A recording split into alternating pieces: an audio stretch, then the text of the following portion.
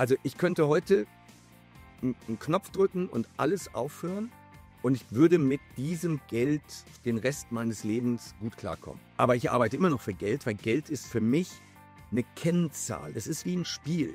Und für mich ist das Geld, das sind Scoring-Punkte. Der Umsatz ist für mich das Feedback des Marktes. Wie viel Mehrwert biete ich meinen Kunden? Wir haben heute einen besonderen Gast, Dirk Kräuter und Geld. Und da freue ich mich, das ein etwas anderes Interview mit ihm zu führen. Die meisten von euch kennen ihn natürlich. Er ist wenn nicht sogar die Ikone der deutschen Speaker-Szene. Er hat das Thema Verkauf und Internet revolutioniert. Ja, und um den Mann geht es, wenn es um das Thema Verkaufen geht. Aber wir werden heute eben nicht über das Thema Verkaufen sprechen, sondern wie tickt eigentlich dieser Mann beim Thema Geld? Denn er hat ziemlich viel davon. Er arbeitet auch nicht wegen Geld. Er hat das Thema geregelt und deswegen bin ich sehr, sehr gespannt, was bei ihm da im Köpfchen da oben eigentlich drin ist zu diesem Thema. Lieber Dirk, schön, dass du heute mit dabei bist, zugeschaltet aus Dubai und ich hoffe, dir geht's richtig gut. Ja, mir geht's richtig gut. Lieber Thorsten, danke für die Einladung. Und ich freue mich, dass ich jetzt gleich nicht die Fragen bekomme, die ich schon sehr wahrscheinlich dutzendweise beantwortet habe, sondern mal was anderes. Das wird klasse. Genau, und deswegen über Verkauf, da fragt dich jeder alles Mögliche jeden Tag. Ich will mal heute mit dir rein über Geld sprechen und so. Wie kam das eigentlich? Also, Dirk, wie bist du eigentlich gestartet? Bist du so auf die Welt gekommen? Also, wie war das damals mit den Anführungszeichen kleinen Dirk? Boah, also du meinst jetzt den beruflichen Teil, den willst du Genau, haben. so beruflich, wie du gestartet bist. Genau, also wie waren so die Anfänge mit dem Thema Geld und Finanzen? War das gleich so rosig? Oh, Wo, nee, wo kommst du pass durch? auf, dann machen wir mal den Blickwinkel Geld und Finanzen. Ähm, Ich habe immer wöchentlich Taschengeld bekommen. Das waren dann irgendwie so 2 Mark, 5 Mark, das war so das Höchste. 5 Mark in der Woche war so das Höchste. Das ist das Erste, ich habe immer Taschengeld bekommen. Ich habe nie in meinem Leben sparen gelernt. Das war, wenn ich Geld hatte, musste das Geld ausgegeben werden. Wenn meine Oma mir 50 Mark geschenkt hat, zu Weihnachten, zum Geburtstag, habe ich die sofort auf den Kopf gehauen. Also das ist so ein Muster, das war in der Kindheit, in der Jugend immer da. Es war, ich habe nie gespart. Und wenn ich später an den Geldautomaten gegangen bin mit 20, Anfang 20, ich war ganz oft da und meine Karte ist wieder rausgekommen und da stand dann, da ist nichts drauf, du kriegst nichts, du kannst wieder gehen. Und das ist ja, weißt du, dann stehen andere Leute hinter dir in der Schlange, du gehst da rein, steckst die Karte rein, tippst irgendwas ein, dann kommt die Karte wieder raus, dann wissen alle, du hast keine Deckung auf dem Konto. Das war so in meiner Jugend, das war so bis Anfang 20. Das Geld, was ich hatte, bin ich immer mit klargekommen, aber ich habe nie gelernt zu sparen. Dann mein Vater, ähm, mein Vater war Immobilienmakler und es war immer, wir hatten mal viel Geld, weil er einen Deal gemacht hat und dann wurde wirklich das Geld rausgehauen. Und dann gab es aber auch wieder Wochen und Monate, wo nichts reinkam und dann haben wir von dem Halbtagsjob meiner Mutter in einer Krankenhausverwaltung gelebt. Also es war ganz, ganz komisch. Es war immer hoch, runter, hoch, runter. Und das Muster habe ich auch unbewusst übernommen. Du übernimmst ja als Kind ganz viele Muster von deinen Eltern und du lernst erst diese Muster wirklich zu bewerten, wenn du irgendwann mal über 50 bist. Vorher kriegst du das gar nicht mit. So, also dieses Auf und Ab. Mal ist Geld da, dann ist es aber auch wieder weg. Niemals sparen. Und dann gab es noch, du arbeitest nicht für andere Leute. Mein Vater hat immer gesagt, nein, du machst keinen Ferienjob. Nein, du gehst in den Ferien nicht in die Fabrik und machst dir irgendwie Taschengeld. Nein, du mähst keinen Rasen beim Nachbarn. Das machen wir alles nicht. Aber mein bester Freund hat das gemacht. Der hat morgens Zeitungen ausgetragen, hat dafür im Monat 110 Mark bekommen. Das war damals mit 15, 16 ein Vermögen. Mein Freund hat Rasen gemäht für andere und Unkraut gejätet und so weiter. Ich durfte das nicht. Ich habe das dann heimlich gemacht. Ich habe ihn heimlich begleitet und habe dann auch irgendwie 5 oder 10 Mark bekommen pro Stunde. Aber das durfte ich nicht. Und wenn ich das jetzt mal reflektiere, das war nicht gut. Es war nicht gut, dass ich mein Geld wöchentlich bekommen habe. Ich hätte den Rhythmus, den wir heute auf dem Planeten haben, den hätte ich als Kind schon haben müssen, nämlich monatlich. Dann hätte ich gelernt, wirklich im Monat mit Geld umzugehen. Zweitens, ich hätte schon arbeiten sollen für andere, damit ich den Wert des Geldes auch besser hätte schätzen gelernt. Und drittens, ich hätte durchaus mal sparen lernen sollen. Und viertens, Geld war bei uns nie ein Thema. Es war welches da oder auch eben nicht. Und mein Vater hat immer gesagt, wenn du Geld brauchst, also ich habe mal gefragt, was ist mit einer Taschengelderhöhung? Und dann hat er gesagt, wenn du Geld brauchst, dann komm zu mir, frag mich und dann gebe ich dir das. Aber du kriegst kein höheres Taschengeld. Das waren einige Fehler in meiner Jugend, die heute rückblickend nicht so clever waren. Also so hat es angefangen. Dann war ich nach der Schule in der Fabrik. Ich habe für 9 Mark die Stunde angefangen zu arbeiten in der Fabrik, wirklich 8 Stunden, einen Knochenjob und habe dort den Wert des Geldes kennengelernt. Also ich habe im ersten Monat, ich glaube, 900 Mark verdient und ja, damit konnte ich gut leben. Damit habe ich eine Wohnung finanziert und mein Leben finanziert. Ich hatte kein Auto, aber ich bin damit gut klargekommen. So, dann bin ich Handelsvertreter geworden. Handelsvertreter ist ja so wie Immobilienmakler. Ich hatte Saisongeschäft, mal kam mehr rein, mal weniger. Und wenn mehr reinkam, habe ich mehr ausgegeben. Ich habe die Fehler gemacht, die alle jungen Männer machen. Ich habe meinen Status verbessern wollen in der Außendarstellung mit teuren Autos. Immer teure Autos. Immer mehr Geld ausgegeben, als eigentlich sinnvoll war. Und das ging so bis Mitte 40. Und erst Mitte 40 habe ich angefangen zu investieren. Also immer noch nicht wirklich sparen, sondern investieren und andere Glaubenssätze, die einfach helfen, reich zu werden. So, und jetzt bin ich ja, Mitte 50 und du sagst, ja, der arbeitet nicht mehr wegen Geld. Also ich könnte heute einen Knopf drücken und alles aufhören und ich würde mit diesem Geld den Rest meines Lebens gut klarkommen. So, aber ich arbeite immer noch für Geld, weil Geld ist für mich eine Kennzahl. Es ist wie ein Spiel. Und da hast du so Scoring-Punkte. Und für mich ist das Geld, das sind Scoring-Punkte. Der Umsatz ist für mich das Feedback des Marktes. Wie viel Mehrwert biete ich meinen Kunden? Und wenn ich viel Umsatz mache, dann habe ich meinen Kunden auch viel Mehrwert gegeben. Und das ist für mich eine wichtige Kennzahl. Also ich bin immer noch extrem geldinteressiert und geldhungrig, aber weniger für den Konsum als vielmehr als Feedback meiner Kunden. Mhm. Sehr spannend. Mich würde mal interessieren, jetzt auf dieser Reise, die du wunderschön beschrieben hast, was waren jetzt so deine wichtigsten Aha-Effekte, die dann Unterschied gemacht haben? Weil du bist ja ganz anders gestartet, als es ja heute bei dir aussieht. Der erste ist nicht Geld gegen Zeit tauschen oder Zeit gegen Geld tauschen. Das ist das größte Learning. In meiner Karriere als Trainer gab es immer unter Männern so eine Art Erfolgsvergleich. Umgangssprachlich würde man sagen, Schwanzvergleich, Schwanzlängenvergleich. Und dann trifft man sich als Trainer, als Speaker an der Bar und dann sagt man, ja, ich habe 3.500 Euro für den Tag bekommen. Der nächste sagt, ich habe 5.000 für einen Vortrag bekommen. Und dann kommt der nächste und sagt, ich habe 10.000 dafür bekommen. Und dann haben wir uns gefeiert. Wenn du jetzt der mit den 10.000 warst, warst du ja der Held. Und das war viele Jahre so. Dieser Glaubenssatz hing viele Jahre in meinem Kopf. Wie geil ich doch bin. Ich habe in der Spitze bis zu 75.000 Euro bekommen für 2 Vorträge bei einem Kunden hintereinander. Einen Vortrag vormittags, einen nachmittags, 75.000 Euro plus Reisekosten plus Mehrwertsteuer. Ich habe gedacht, ich bin der Geilste. Also nach mir kommt noch irgendwie der amerikanische Präsident, aber ansonsten bin ich ja ganz weit vorne. Heute verdiene ich viel mehr Geld an manchen Tagen, weil dahinter eine Maschine ist, weil ein System da ist und das System das Geld verdient. Also bei einem Webinar, wo ich 3 Stunden aktiv im Webinar bin, verdiene ich manchmal 7-stellig. Ja, jetzt könnte man sagen, ich mache in 3 Stunden 7-stellig. Das ist aber sehr pauschal gesagt, weil da ist Vorbereitung drin, da ist im Vorfeld sind Kosten drin, das ist der eigentliche Eventtag und danach ist noch ein Telesales-Team dabei. Aber wenn du so willst, ich kriege auch mal für 3 Stunden 7-stellig. So, und das war eines der größten Learnings, nicht mehr Zeit gegen Geld zu tauschen. Und ich sehe das bei Ärzten. Ärzte tauschen Zeit gegen Geld. Anwälte tauschen Zeit gegen Geld. Und die halten sich für die Geilsten.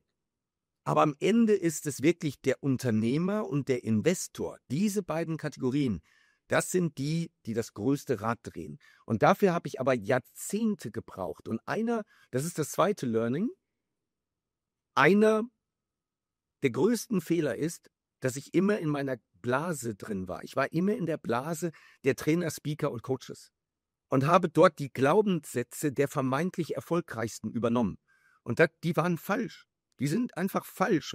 Falsch im Sinne von, wenn du finanziell frei werden willst, kannst du das so nicht machen. Das wird nicht funktionieren. Du musst andere Wege finden, wo du Zeit und Geld voneinander entkoppelst. Also der zweite große Fehler rund um das Thema Geld war, ich war im falschen Umfeld. Du musst dir immer wieder dein Umfeld angucken. Du musst dich immer wieder reflektieren. Du hast in einem Gespräch mal gesagt, du hast einen Freund, mit dem du auch Urlaub machst, der 9-stellig ist. Wenn du Zeit mit solchen Leuten verbringst, übernimmst du andere Glaubenssätze. Die haben andere Meinungen. Und du musst, wenn du finanziell frei werden willst, musst du Zeit mit Leuten verbringen, die deutlich weiter sind finanziell als du. Und dann lernst du was. Also erster Punkt, Zeit und Geld entkoppeln. Zweiter Punkt, zu lange im falschen Umfeld. Angestellte sind im Angestelltenumfeld, Trainer sind im Trainerumfeld und so weiter. Du musst aber, um wirklich finanziell richtig frei zu werden, um wohlhabend zu werden, um reich zu werden, brauchst du ein Umfeld, was dem entspricht. Der dritte und damit erstmal der letzte Punkt ist, du musst Geld für dich arbeiten lassen. Wir lernen, die Sparkasse macht in Deutschland den Weltspartag. Und dann kriegst du als Kind eine Spardose und packst dein Geld da rein. Und wenn die Spardose voll ist, gehst du damit am Weltspartag zur Sparkasse und dann machen die das auf und packen das auf dein Sparbuch und du kriegst irgendwie einen Luftballon und freust dich. Wie werden wir da konditioniert? Wir werden konditioniert wir parken unser Geld bei denen, die dieses Geld dann sinnvoll nutzen. Und das ist dumm. Sparen um des Sparens willen ist dumm. So, Unternehmerbeispiel, jeder Unternehmer versteht das. Du hast 6 Mitarbeiter.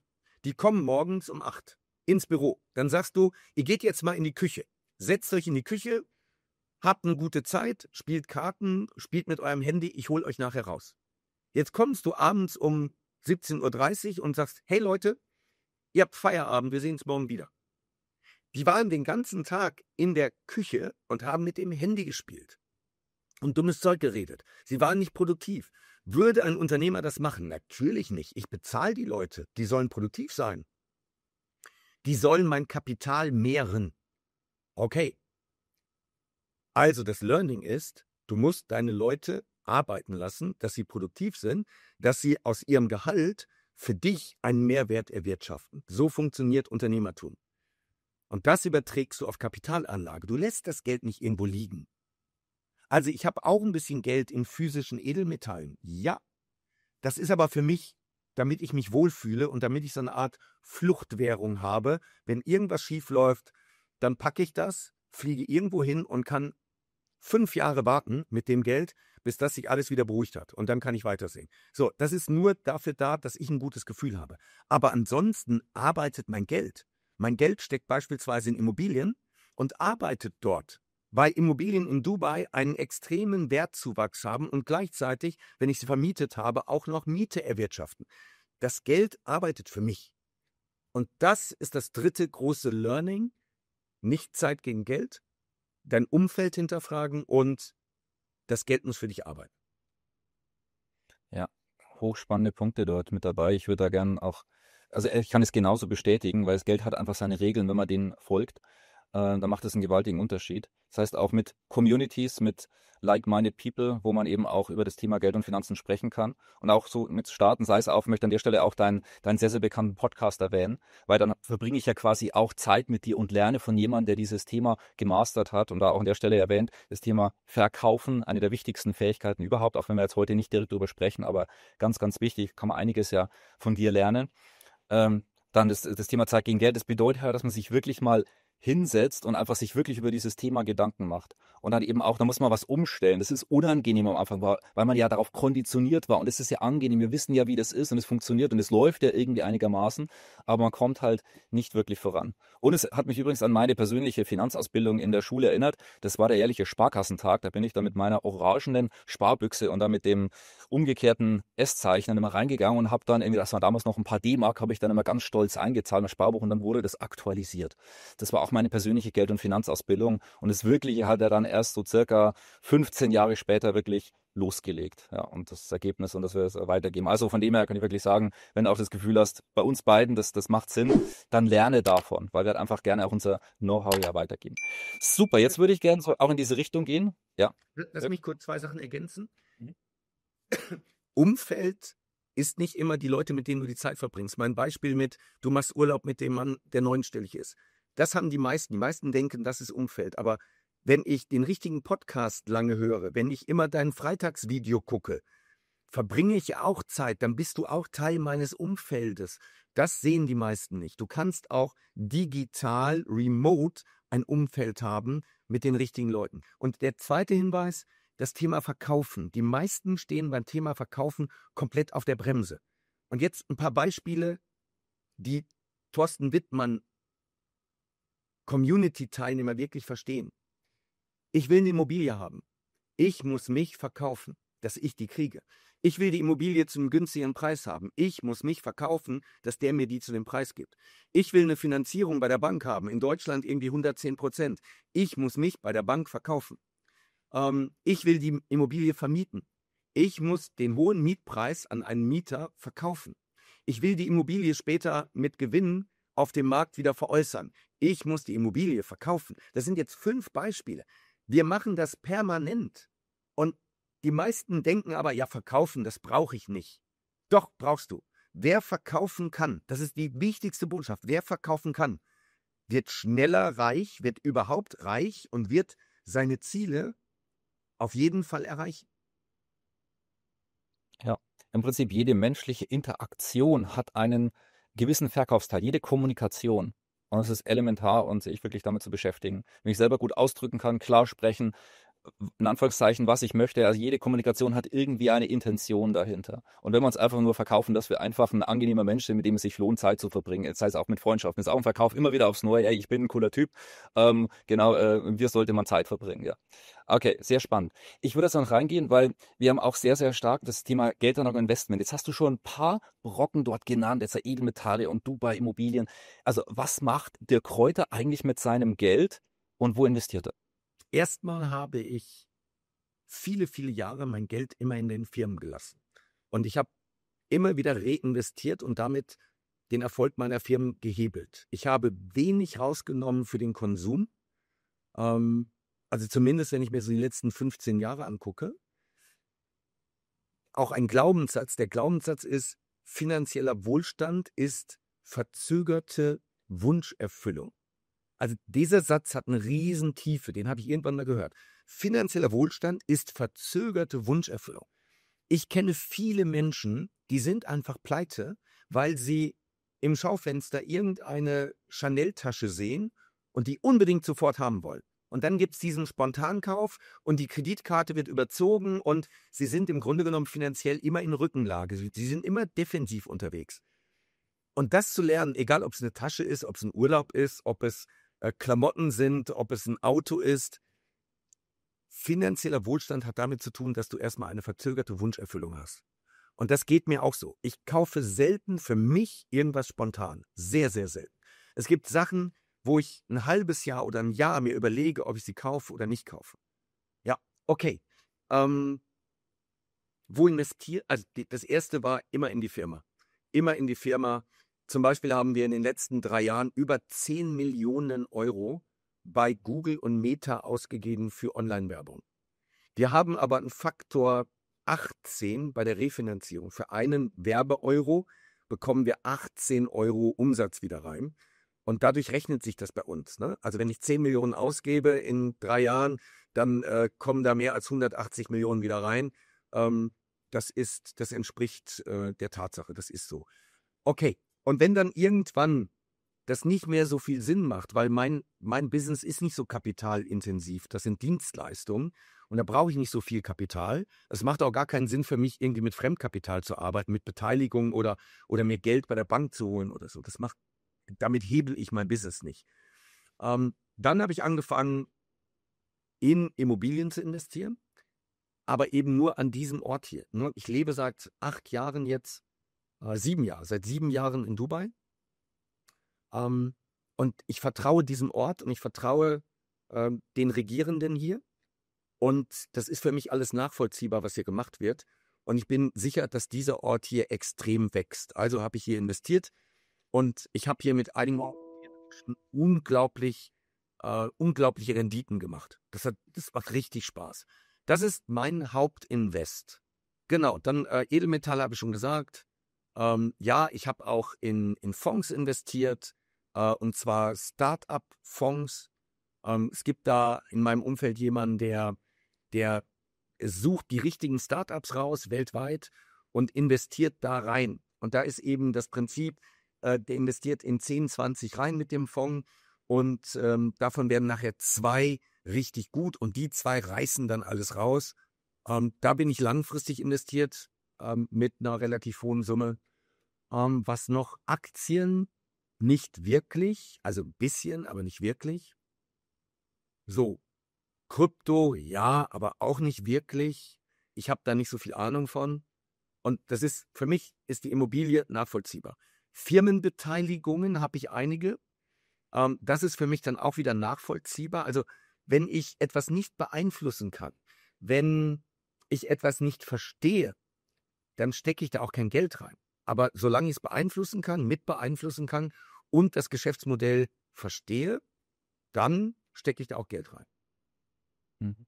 Das ist eine sehr smarte Herangehensweise. Viele machen es eben so, die hören das mal irgendwo und springen dann irgendwo auf den Zug rein und dann schnell reich werden und rechnen sich dann auch selber reich, die Gier. Und das muss man im Griff haben. Und das kann ich bei dir schon sehr, sehr gut sehen. Und deswegen bist du ja auch so erfolgreich. Und deswegen, das ist auch schön zu sehen, weil es sind zwei unterschiedliche Dinge. Das eine ist, viel Geld zu verdienen. Das haben wir gesehen. Das andere ist, es zu behalten und es zu vermehren. Und es braucht auch beides, seine Weisheit und seine Erfahrung. Sehr, sehr spannend.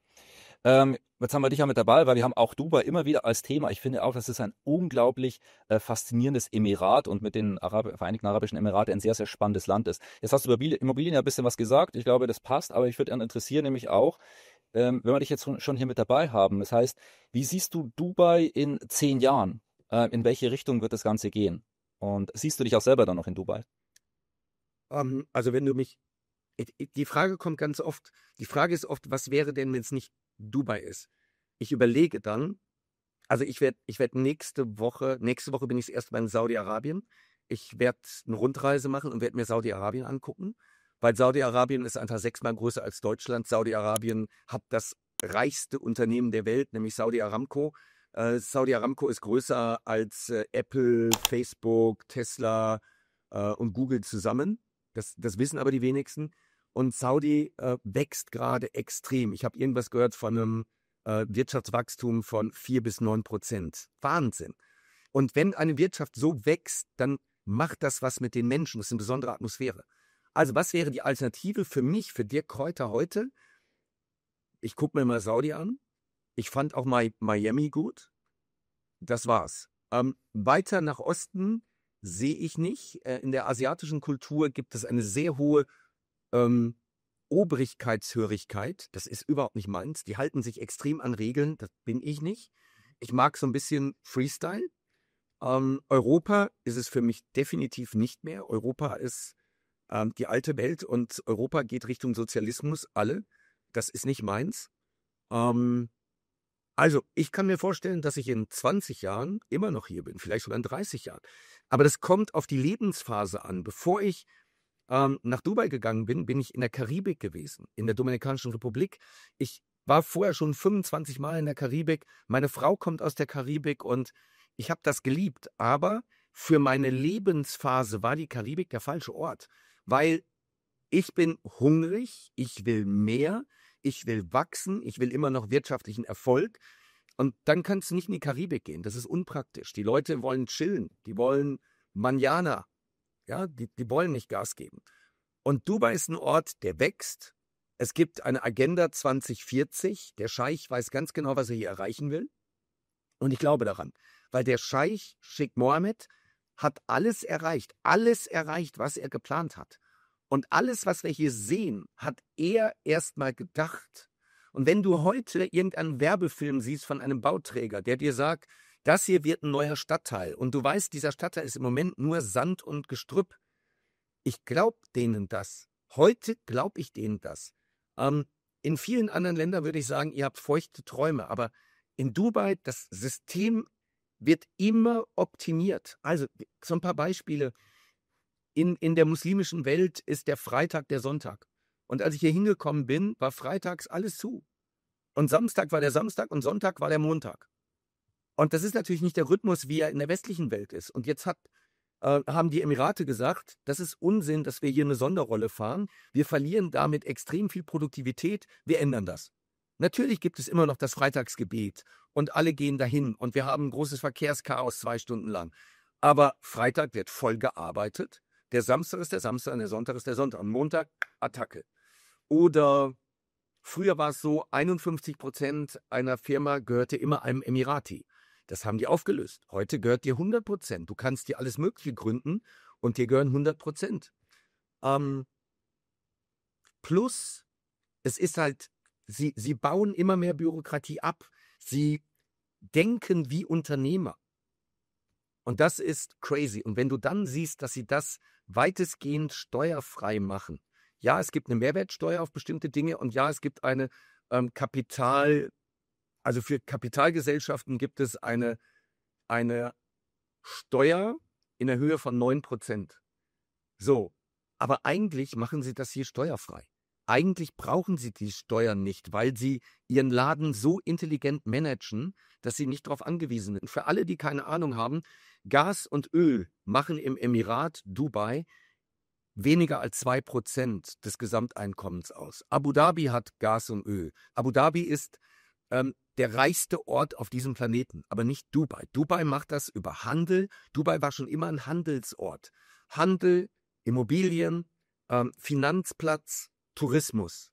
Das sind deren Einnahmequellen. Sie sind einfach clever. Ja. Und deshalb in 10 Jahren bin ich hier. In 10 Jahren ist es hier nochmal 10-mal geiler. Sie haben Prinzipien, die sie einhalten. Du siehst es an der Kriminalität. Mein Friseur kommt aus Indien und hat mir erzählt, ich habe gefragt, wann besuchst du deine Frau das nächste Mal? Und sagt er, ja, im Moment nicht. Wieso nicht? Ja, wir kriegen kein Visum. Und warum nicht? Ja, weil es gab ein paar Inder, die sich in den Emiraten nicht benommen haben und darauf haben die ein Travel Ban gemacht. Es gibt keine Visas mehr für Inder. Und dann ist der Botschafter gekommen und hat gesagt, hey, unsere Leute wollen aber weiter in die Emirate reisen. Was ist los? Und dann haben die gesagt, wir haben eine Liste mit 6.500 Indern, die sich hier nicht benommen haben. Und dann hat der Botschafter gesagt, gib mir die Liste und wir entziehen den Pass. Und dann können die nicht mehr reisen. Dann müssen die zurück in die Heimat und die bleiben da. Aber dann hebt den Travel Ban auf. So, dann haben die 6.500 Pässe entzogen. Die Leute mussten das Land verlassen, zurück in ihre Heimat und es durfte wieder gereist werden. Also hier gibt es Konsequenzen, wenn du dich nicht an die Regeln hältst. Und das ist gut. Die Regeln sind gut und das sorgt dafür, dass alle gut klarkommen in einem Land, was extrem wächst. Ich bin ein großer Fan. Ich bin hier total glücklich. Ja. Sehr spannende Einblicke, vielen herzlichen Dank. Ich kenne Dubai ja auch gut und es bestätigt einfach nochmal das, was ich persönlich ja auch mitbekomme. Und wir könnten davon einiges mehr gebrauchen, auch in Europa und gerade auch in Deutschland. Nur gut, kurzfristig wohl nicht, mittel- langfristig, ja, die Hoffnung stirbt auf jeden Fall zuletzt. Dirk, vielen herzlichen Dank. Es war ein mega interessantes Interview, also sehr, sehr spannende Einblicke in quasi dein finanzielles Leben und was du da so konkret machst, fand ich für mich persönlich auch sehr interessant.